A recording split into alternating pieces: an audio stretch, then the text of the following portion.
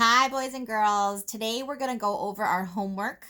And I want to make sure you understand contractions because that is on your homework tonight. We've done it before. We've talked about contractions before, but I want to remind you and do a little review. Hoy esa noche tienen contracciones, es parte de la tarea, pero quiero repasar porque hace un tiempo que no hemos hablado de contracciones. Contracciones no existen en español, solamente es en el idioma de inglés. Entonces quiero estar segura que entienden.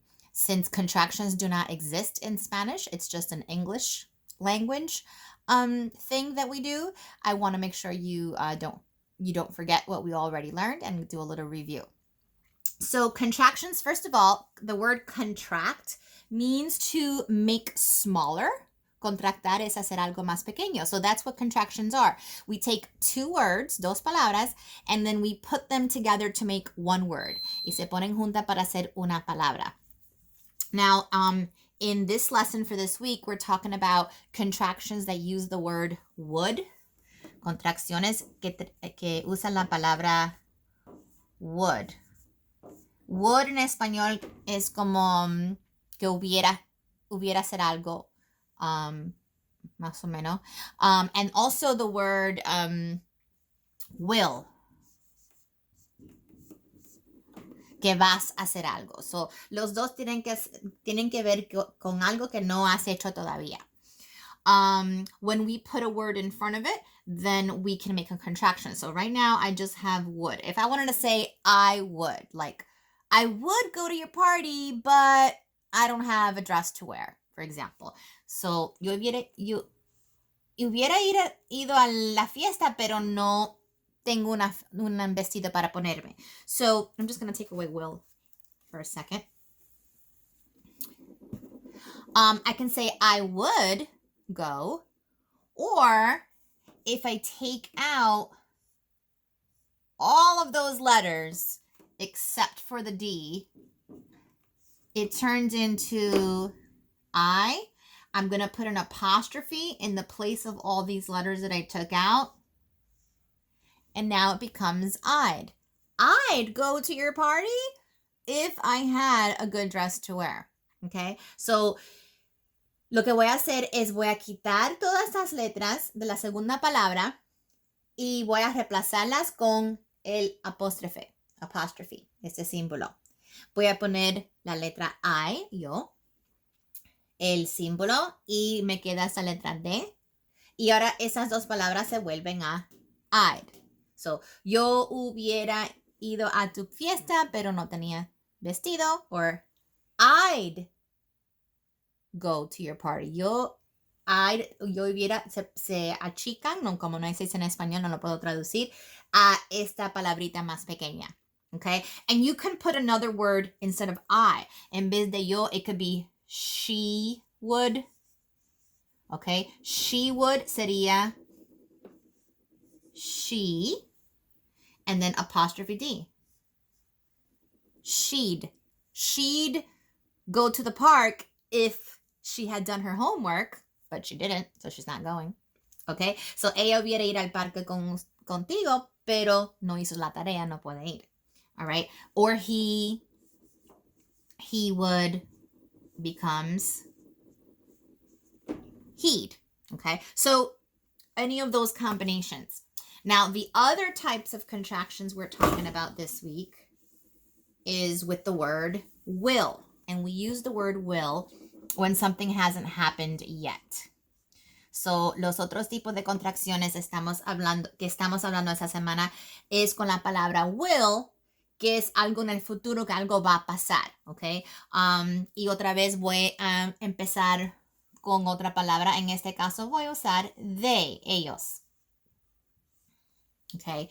They will go to the concert tomorrow. Ellos van al concierto mañana.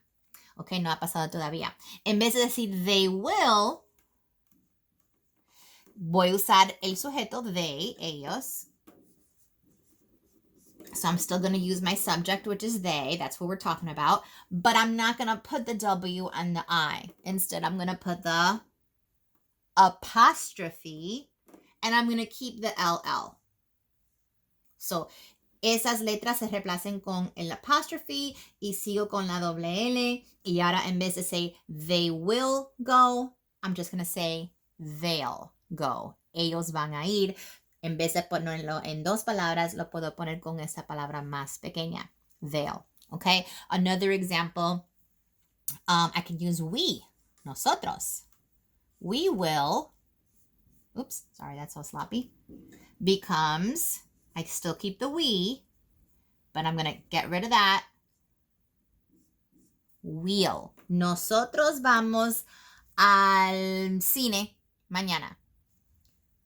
O nosotros vamos de esta manera también se pone. We will go to the movies or we'll go to the movies. And you can use the other words. She will becomes she'll. Sounds funny, right? She'll. He will, he'll. He will be my student or he'll be my student. All right, so that's just a quick contraction lesson.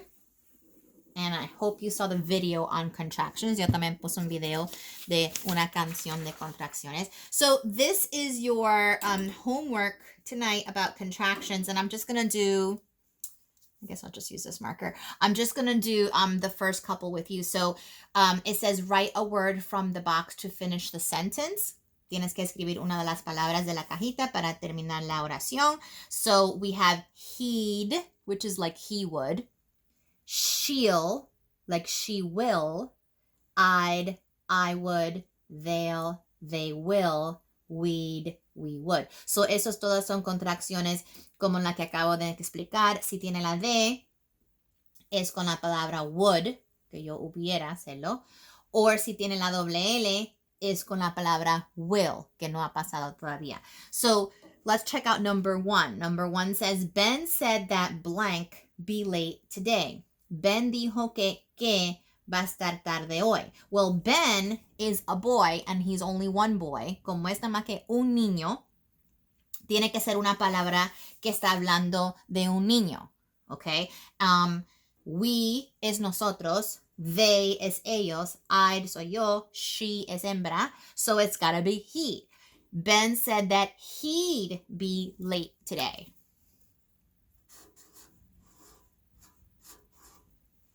Okay, that's how you would do that one. And then I want to do another one that's...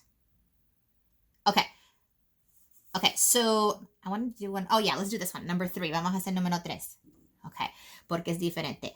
Mom and Dad said blank go out at 5. Mami y papi dijeron que a salir a las 5.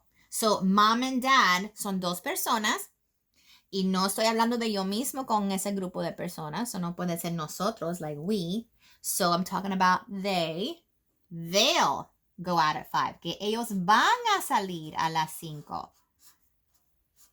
So I'm going to just write that. Now I already used this one and this one. So I'll leave the rest up to you. So van a hacer el resto. Solo make sure you use the Google Drawing, okay? All right, so that's contractions. And the next one I'm going to do a little bit quicker because this should not be so difficult. So el otro que tienen es propósito del autor. Y eso lo hemos hecho antes y no es tan difícil aunque parece que es mucho que escribir. No, la verdad que no es mucho. So, primero, tienen que leer el libro el cuento adentro del libro, del texto, de a dónde viene la comida. Where does food come from? So make sure you read that first. Léelo primero antes de hacer esta tarea. And very simple, we're just going to write down some details from the story. Nada más que vamos a poner un detalle en cada cajita de algo que aprendimos en el cuento y vamos a averiguar qué es el propósito del autor de este cuento. ¿Por qué este autor escribió este cuento? So, I'm just going to look at one of the pages here quickly. Por ejemplo, en esta página habla de los frijoles de cocoa. So, cocoa beans. And it says, cocoa beans are seeds. I'm just going to take the first sentence. Voy a coger la primera oración, porque eso es un detalle del cuento. And I'm just going to write it there. Okay, I could take any of the sentences pretty much. Cocoa beans are, what was it? Seeds, que son semillas. Puedo usar cualquiera de las oraciones del cuento porque cada oración es un detalle de algo del cuento. All right, I'm going to turn the page. On the next page, I see that they're talking about apples. Están hablando de manzanas. And it says, apple juice is made by pressing the juice from apples. So se hace jugo de manzana apretando la manzana para sacarle el jugo. Okay, y no tengo que copiar exactamente esas palabras que están en el cuento, pero voy a poner más o menos lo que aprendí. Un detalle. Okay, so I'm going to say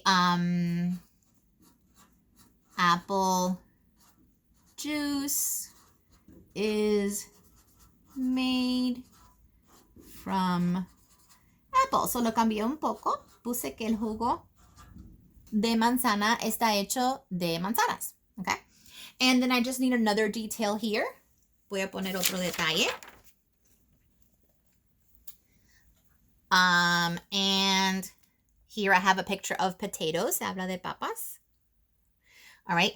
And it says potatoes are vegetables. Que las papas son vegetales. So eso es otro detalle. Otra vez, no tienes que poner estos mismos detalles. Hay muchos detalles en este cuento.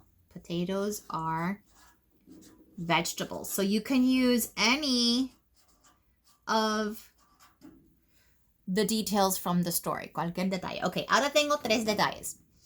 Cocoa beans are seeds. Los frijoles de cacao son semillas. Apple juice is made from apples. Jugo de manzana está hecho de manzanas. Potatoes are vegetables. Papas son vegetales. Now I have to figure out what's the purpose. ¿Por qué el autor me dijo todos esos detalles de este cuento? We've talked about author's purpose before, and usually an author will write a book or a story for usually 3 different purposes, 3 different reasons. I don't know if you remember, but we have a pie chart in our reading area. Tenemos una torta, un cartel con una torta en nuestra aula que habla del propósito del autor, author's purpose, y casi siempre un autor escribe un cuento por una de 3 razones. O quiere entretenernos, so we can entertain. Voy a poner una E para entretener. Para hacernos hacer algo, like to convince us to do something. And that's called persuade. Persuadirnos a hacer algo. Or to inform us, o para informarnos de alguna información. So I'm going to put an I there. So do you think this story is to entertain us, para entretenernos, like algo chistoso, algo así? Yeah, I don't think so, right? Do you think this is to persuade us? El autor quiere que nosotros hagamos algo? I don't think he wants us to do anything. Or do you think the author wants to inform us? Nos quiere informar sobre algo? I think that's it. He wants to inform us that food comes from a lot of different places. Que la comida viene de diferentes lugares. So that's the purpose. So the author's, sorry, a little sloppy there. Purpose, el propósito del autor, is to inform us. El propósito del autor es para informarnos. That's the author's purpose. Okay, I hope this helped you out with your homework, and I would love to see it. So make sure you send me pictures or you draw or write on Google Drawings. Okay, espero que eso te ayudó con la tarea. ¿Estás seguro de mandarme fotos de la tarea? Si lo hacen en el cuaderno o que lo escriben o dibujen en la misma hoja en Google Drawing. Los veo pronto. Bye.